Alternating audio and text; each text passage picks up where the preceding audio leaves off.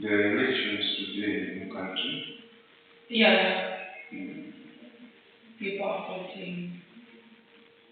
Do you want the current president to want him?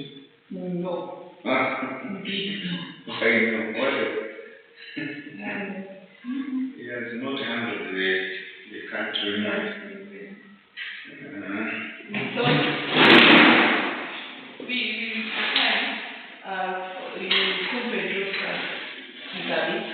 was due like and we had to remove him, you know, that way. I don't know what people call it, but he was forcefully removed from his for refugee power.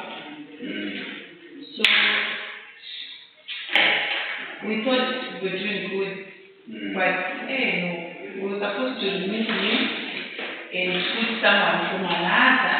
Of course, John was going to do that because Emma Kurimaka, by the time he was the vice president, he had been removed because of some politics, whatever they've done to each other.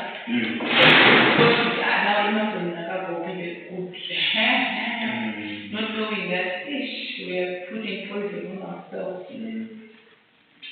I think it's not okay. We need a new leader. We need a new leader.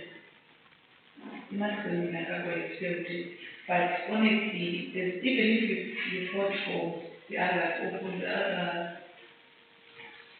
others, they still win. They still win. So whatever they do. Zimbabwe used to be a poor country in terms of on the right path for economic development. During my time when I was young, because we used to get so many things from Zimbabwe. We used to have this type of squash. It was so cool. It was called Mazoe squash. Yeah. Oh, it was so nice. So these are the things when we went to Zimbabwe, we were doing all those things. There was also, I think there were a factory where we were making shoes. Because we used to have very nice leather shoes from Zimbabwe. They were coming from Norfolk, something like this location where they were being made there. And I remember that in Malawi we used to send animal skins, like for cows, for cattle and goats. We would pack them from different locations where we packed. Something like this, sent to, I think they were going to Zimbabwe through Black Light. So they were collected from different parts of Malawi and they were going to those factories to make shoes. the time I visited Zimbabwe, I visited Zimbabwe once, and it was so long ago. I think it was 1992. One of the things I noticed was milk was very, very much available and very cheap. Meat, beef, it was also very cheap. I remember going at a hotel and then ordered meat and food was like Malaga. When I came, the came was in a free place.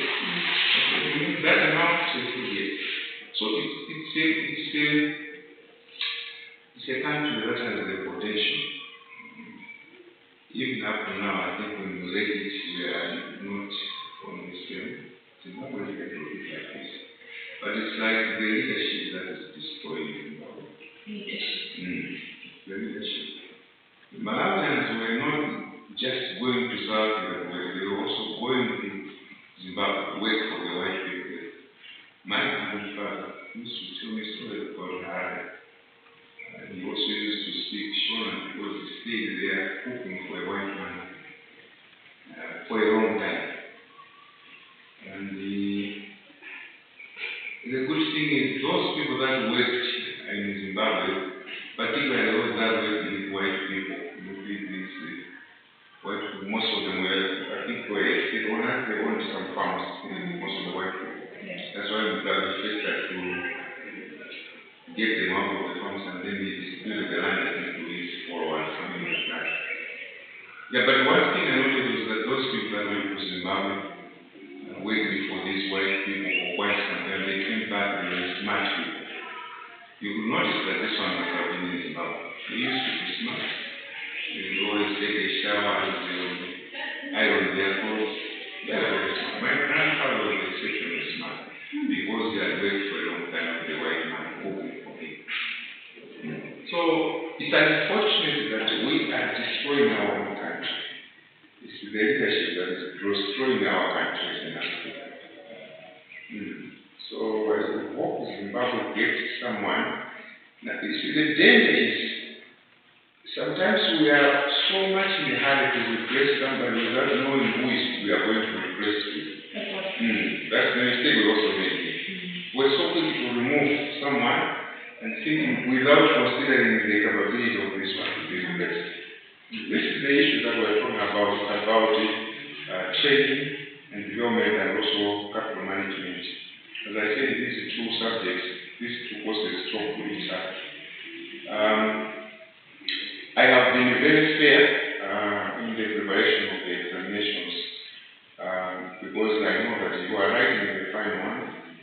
So what I'm going to talk about today, and also when we meet again next week, I think it will be the last time, we are ready that we meet tomorrow. You are free. It's from 8 to 10 tomorrow. Yesterday was my fault. I miscalculated that we planned to meet at 10 to 11. I thought it was 8 to 9. So when I was sending you the message, I knew that it may not be possible. But I think for tomorrow, we said it should be 8 to 10, 8 to 9. Because this was the 1 hour thing that we were doing. 8 to 9. 8 to 9. I will be available. I will be available.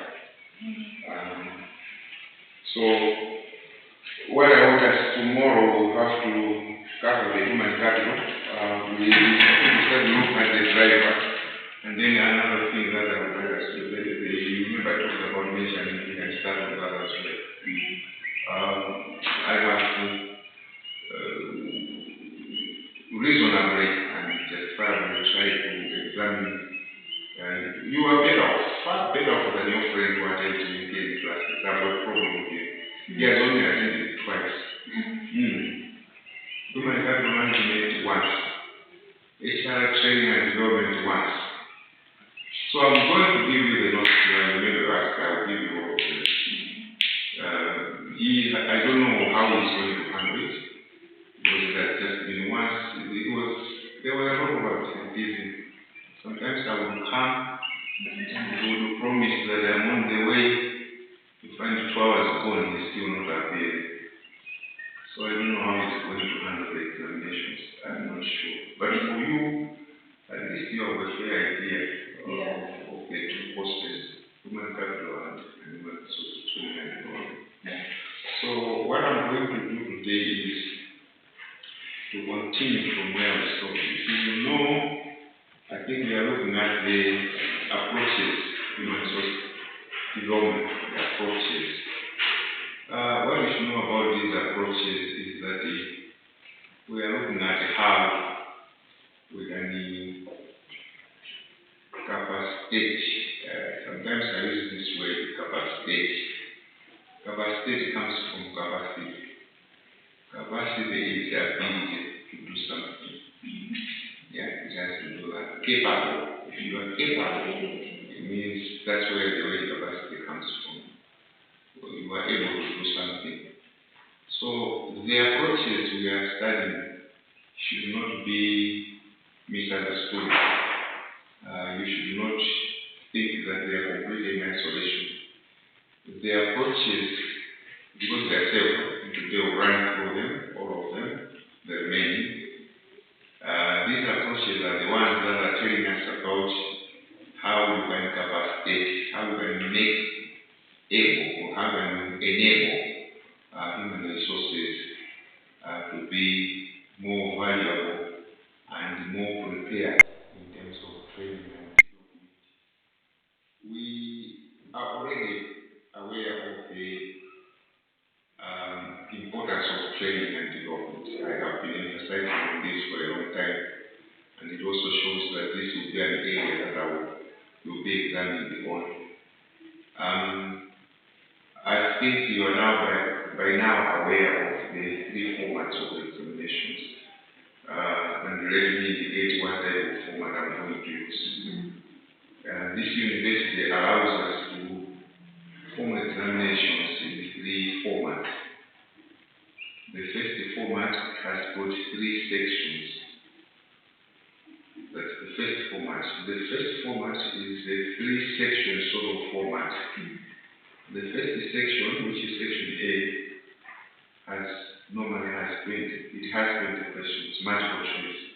20 questions? 20 questions, multiple choice. Yes. Each question carries 1 mark.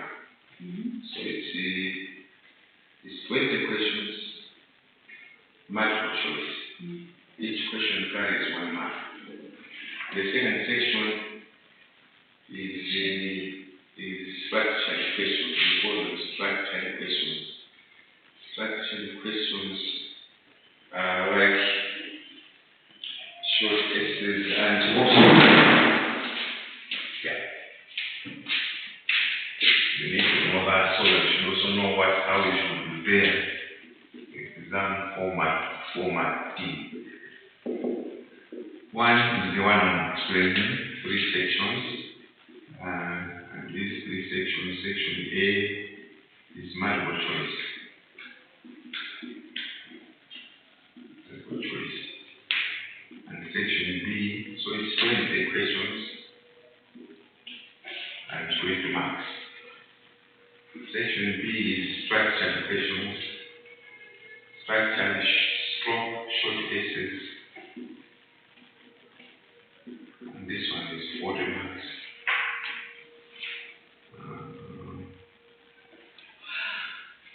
And then section C is case study. The case study is also worth 40 marks. So this is the first format. The second format is where you have 2 sections. Section A is structured questions, and it carries 60 marks. And section B is the case study, and it carries 40 marks. The third one is only 1 section.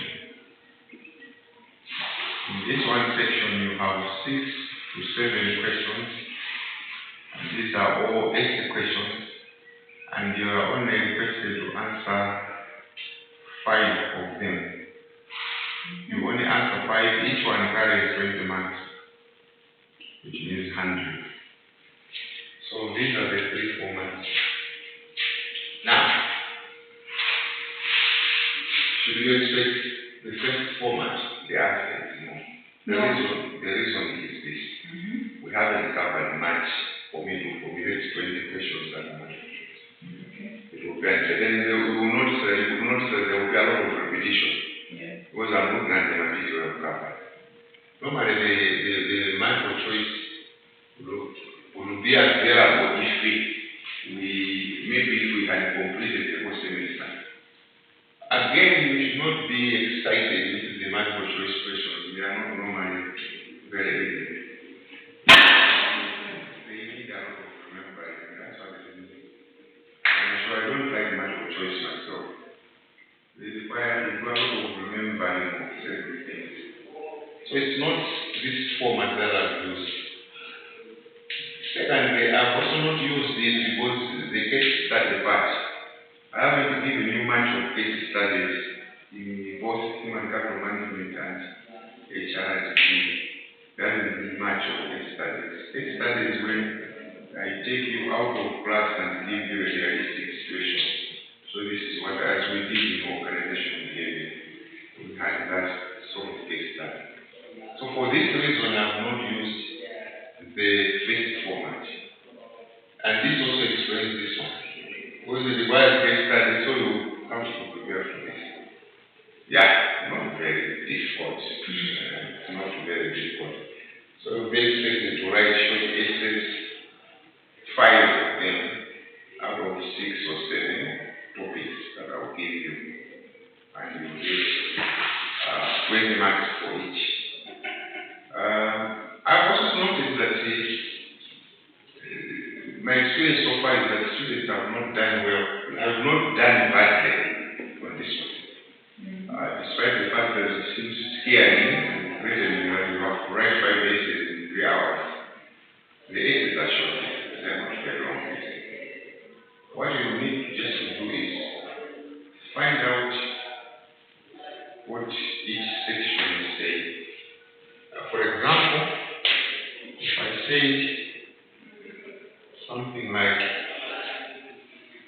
human capital,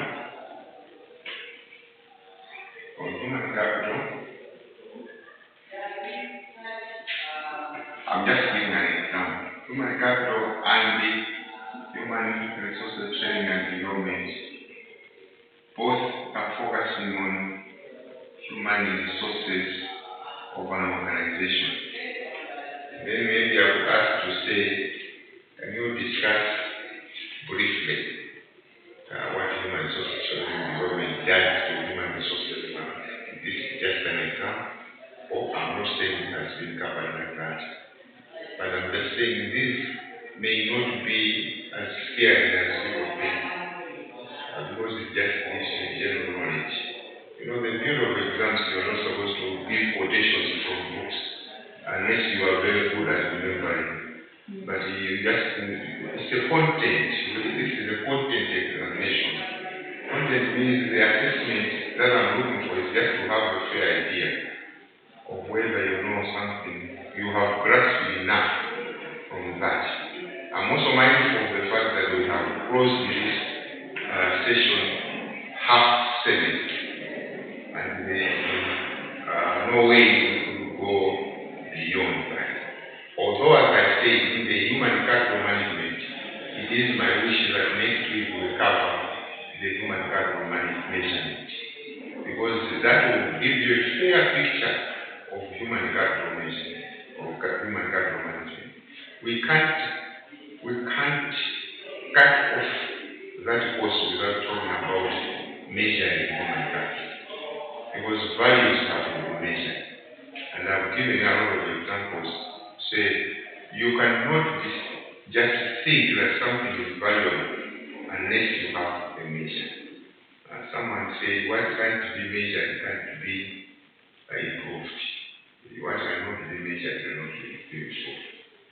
So you need to put a measure. Before you think of training and development, you should have measured the value of people. Because you don't just send people for training when you don't know what they are missing. So measuring values of people is very important. So next week, whatever time we meet, the remaining, when we meet once or twice, we have to do human capital management measurement. Trying to see that when you get into the workplace, you should be very professional. You know, these courses were not available when we were doing our courses in the past. But because these days human resources management has become a little bit of scientific, it has become a little bit of quantitative. You need the figures. When you do reporting to your chief executive officer or managing director, you always be interested in figures. It's what we call quantitative management. You'll be interested in statistics. You can't say half of my staff is not qualified. You also say, how do you know? How have you measured that half of your staff is not qualified? So quantitative methods are very applicable these days in human resources management. That's why it is important that we do something about human capital management. But that's not what we're doing today. We are continuing with the HRTD and we are looking at approaches. As I said, these approaches should not be confusing to you. The approaches are trying to show us the methodologies, okay? The methodologies through which we can evaluate the impact of T&D, training and development, in the labor force.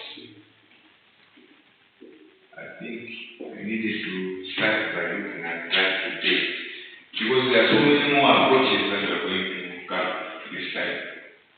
The first we did that is the strategic HR framework by Ulrich and Lake. The strategic HR framework approach. We did that.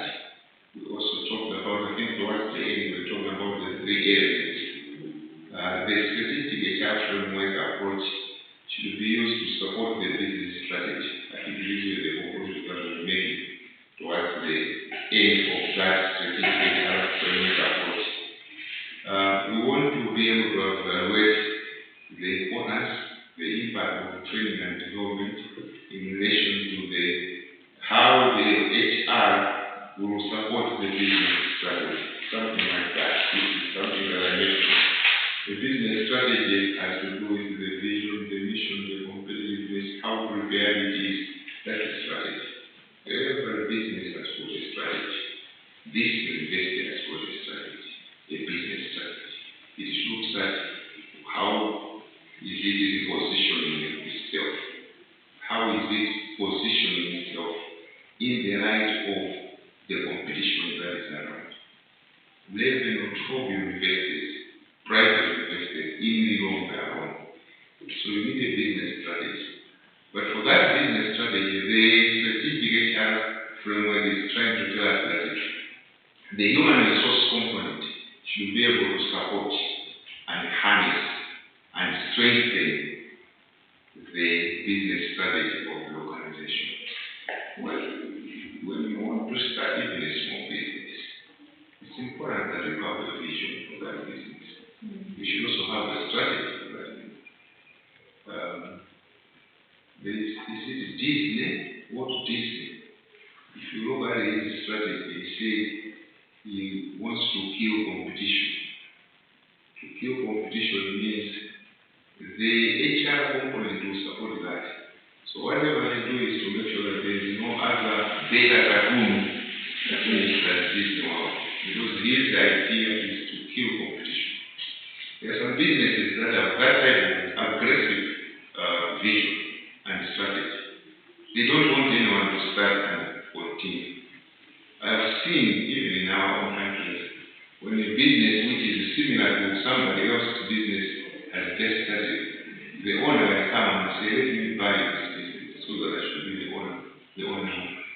In villages, like in my village, I've seen somebody has got a maize mill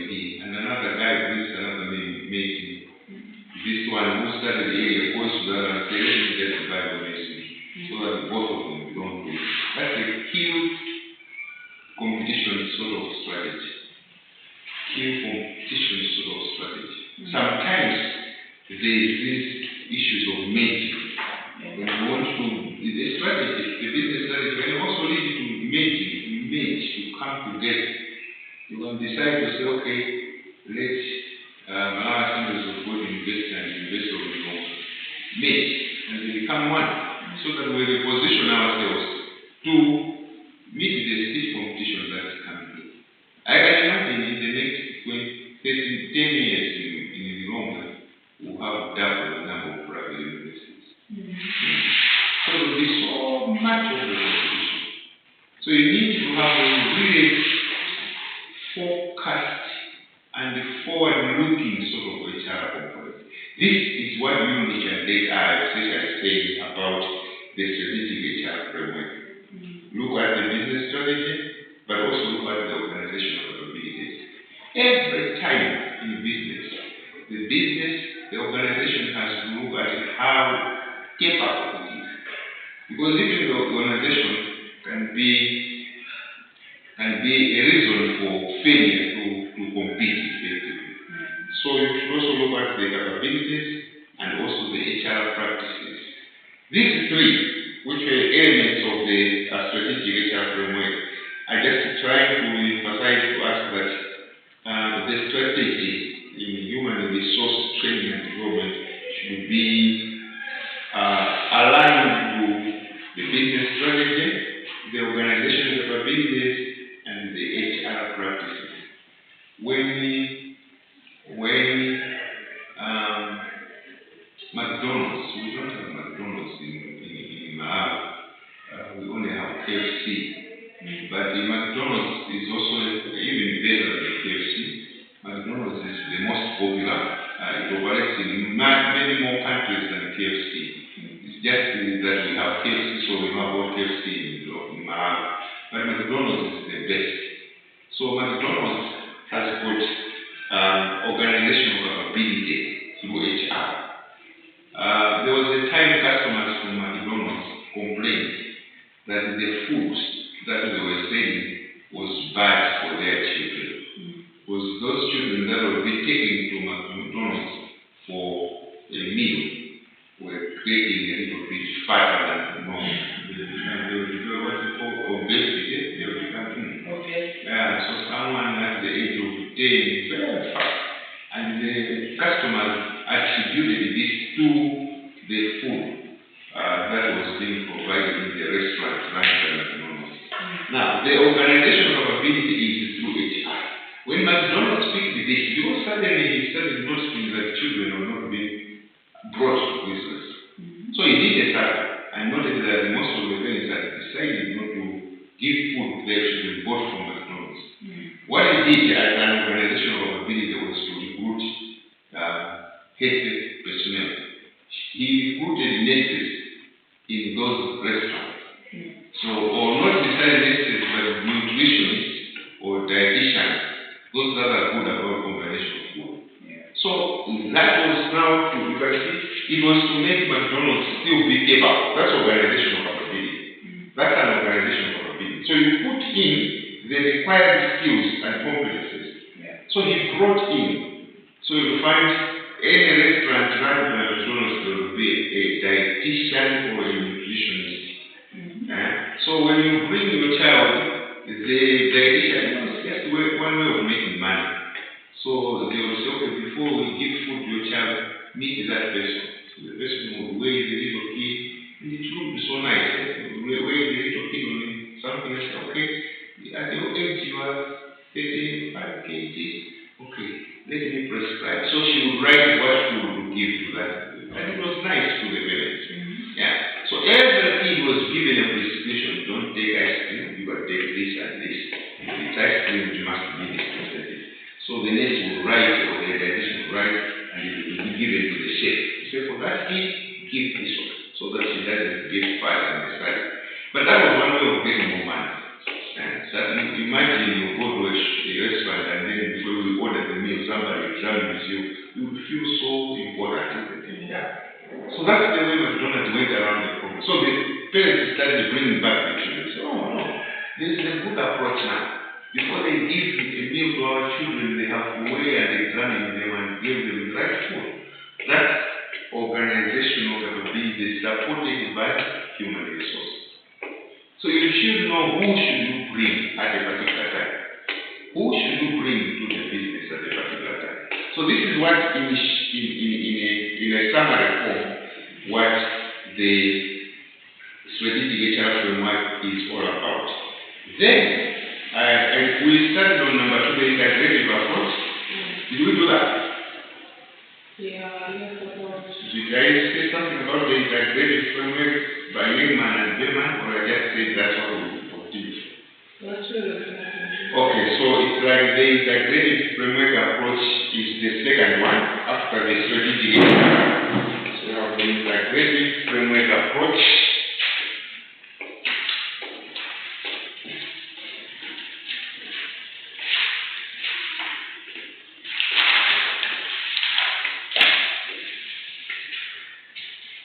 Integrative framework approach.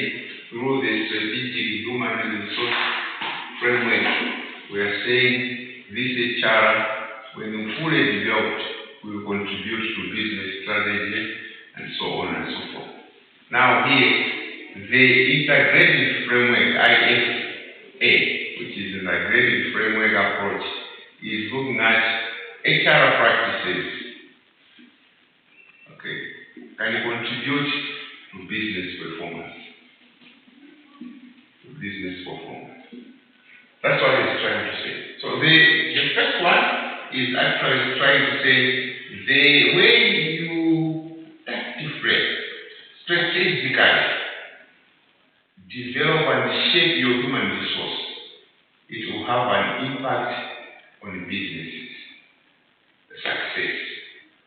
That's the first one, by do, reach, and length. The HRF approach. This other one, integrated framework approach, is always saying, now is focusing on the practices.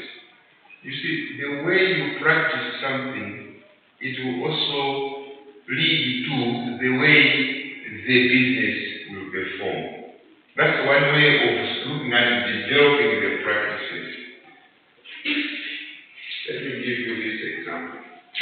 If you, in an organization, there is strict chain of command. If in an organization there is no freedom of association, if in an organization for you to see your boss, you always have to go through his secretary and make an appointment to meet that particular person. If it is a very rigid and there are rules that are always being followed, the way the business will perform will depend on the HR practices. So what you learn in the organization, in other words, we are coming back to HR practices should be softened.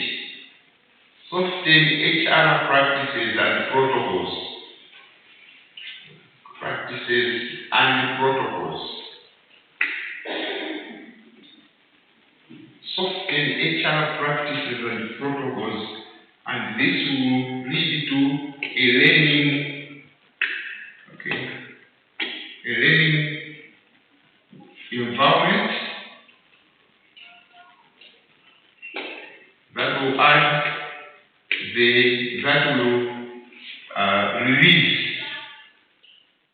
release the HR potential.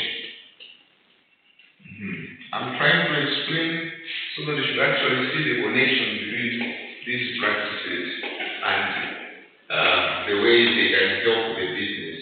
Because here the second one says there are three parts, and that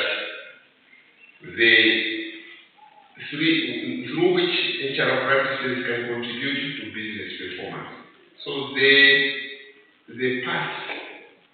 HR practices, we need to soften HR practices. I told you about, I think it was in human capital management, I told you about the bank. On Fridays, it's casual way.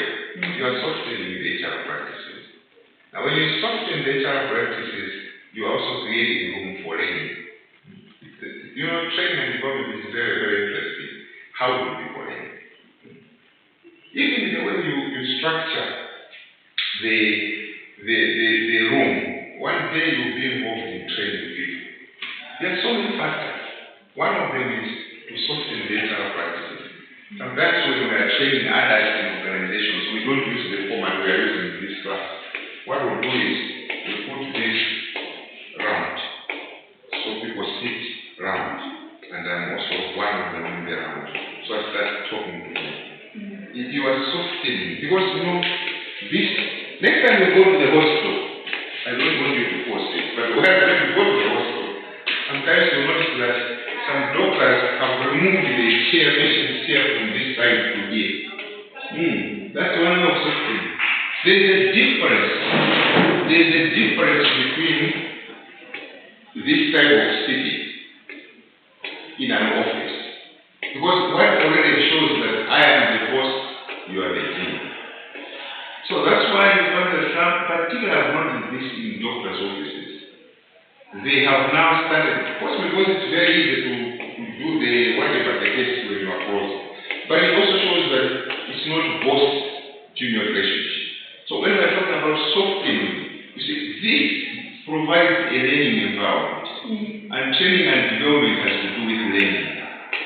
So you need to soften because that can contribute to the business performance. That's why the integrated way. So there are three parts. We are able to see the three parts, but this is what I'm trying to say.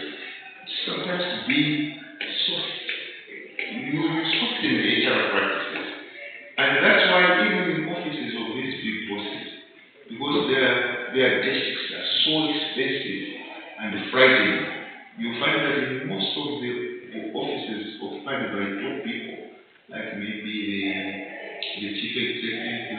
the director, he has a table very far. And when people enter his office, there is some sort of a sofa set. His table is there.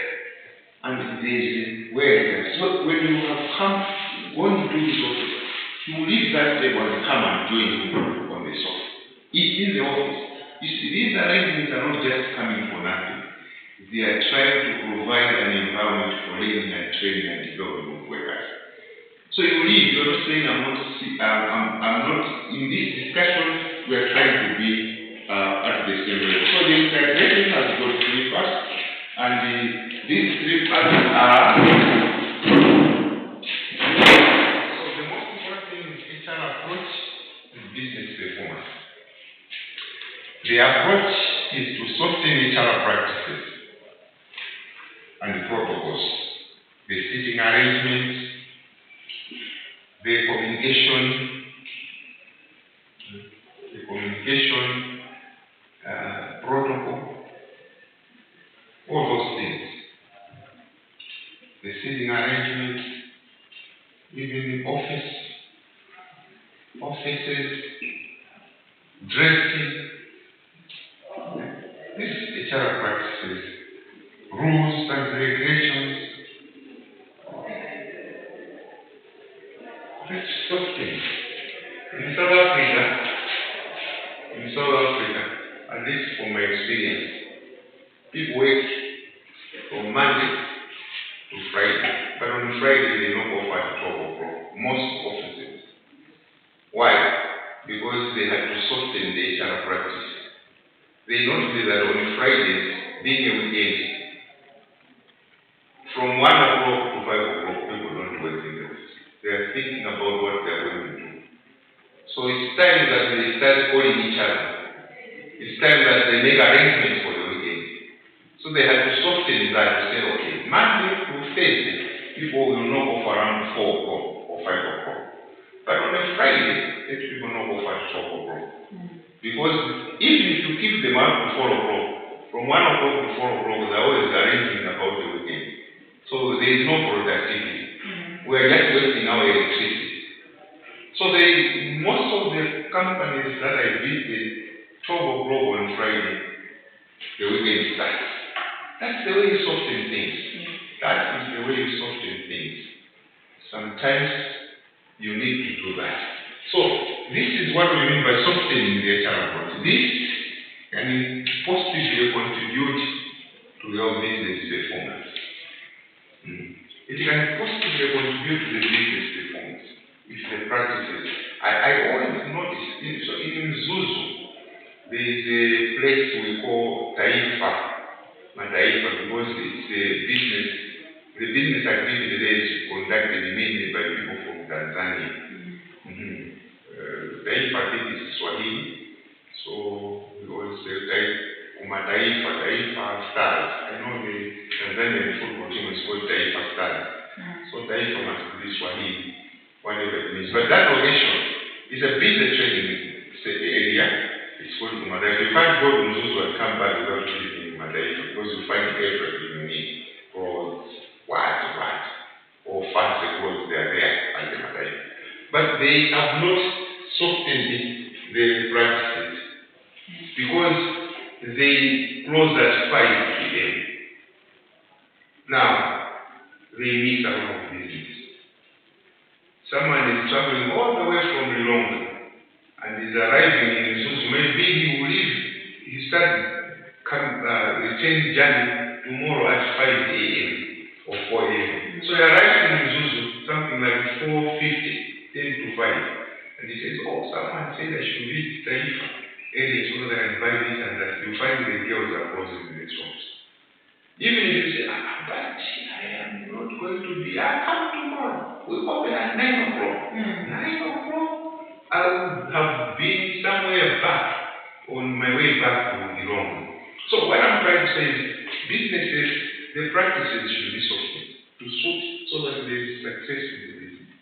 I would imagine if one of them simply said, okay, I will be closing my shop at 9 o'clock in the evening. It would be kind of for these people that want to do late purchases or late shopping. But of course there will also be danger. Sometimes when you are doing great shopping, you are also inviting this because they know you have sold a lot and they may grab your money.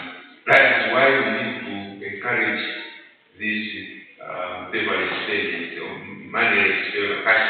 We don't use cash. Businesses must learn. Businesses must learn. If you are handling customers in the evening, avoiding receiving cash. Let them pay through Airtel Money. Let them pay through Bamba. Let them pay through the point of sale. Businesses have transformed this technology. So these are the things that we need to consider all the time. But I think the old system of saying, give me cash, we have problems now handling cash. Because the more cash you have, the easier it is for things to take it away from you.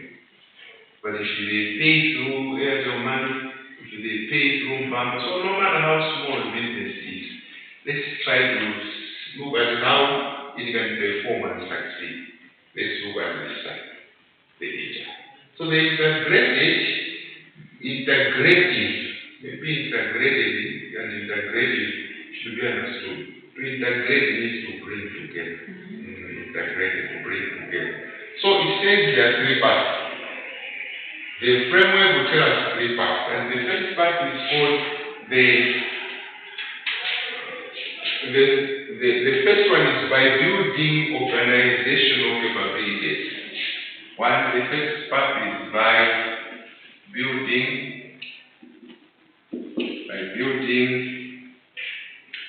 organizational capabilities.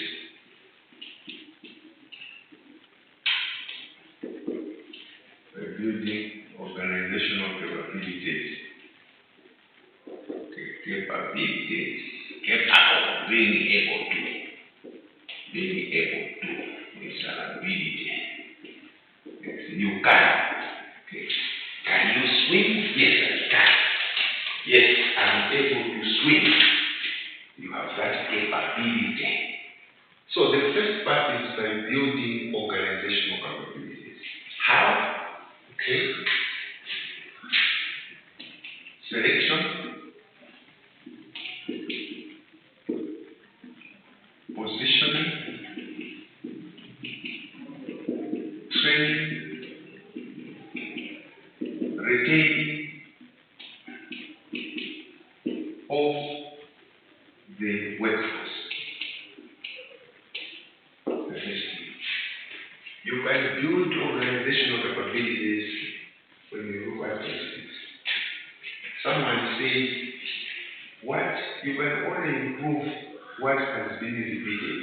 I don't know what he meant by that.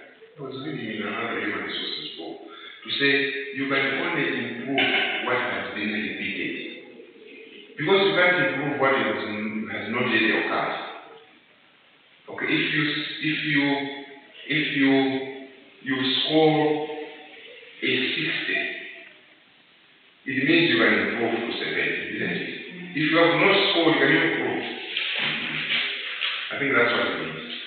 If you have not scored anything, there is no way we can improve. So here we are saying these things, the human resources can only be developed if you are working with them, if you are retaining them. That's the only time they can be developed. So the only something that has been repeated is that which can be improved. Because if it has not yet occurred, then it cannot be improved.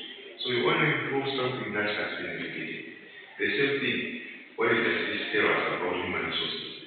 You can only develop the competencies of people, those that you have already taken into the system. You can't improve someone who's coming from outside. Improve for what? On what? What does he know? What has he done? What has he failed to do? So the only time you can improve is when you have somebody that's repeated, has done something, now you want to do him to do it again. But you want him to do it again better than the first time. So I would like to agree with that statement that you can only improve what has been repeated. So the building organizational capabilities has to do with the way you are selecting. There are some things. can't start training people without selecting them and putting them into the system. If you have people like this, for example, there's supposed to be a training now, around 2 or 2:30. It is on certain things. The thing is, they want to impart knowledge on certain areas for some of the people that are working here, because maybe they have seen there's that thing that there's a gap, so we need to train and develop. So train and develop those that you have already seen. But the most important thing is the selection. How do you get people into the system? How do you get people into the system? Because that was the beginning of building the organizational capability. It's still human resource. It's still human resource. This is why when you want to recruit people, the activity has got a lot of conditions.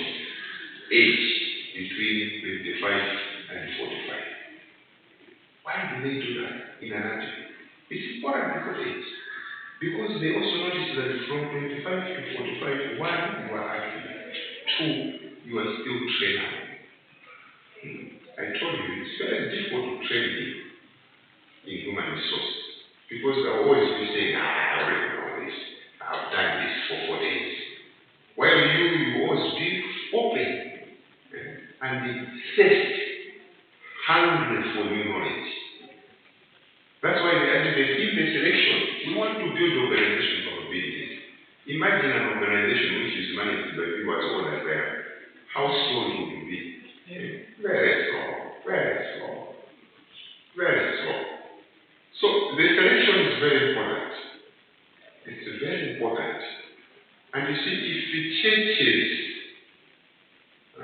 churches are not careful, there are some churches which are bringing up, selecting young people and giving them roles to play.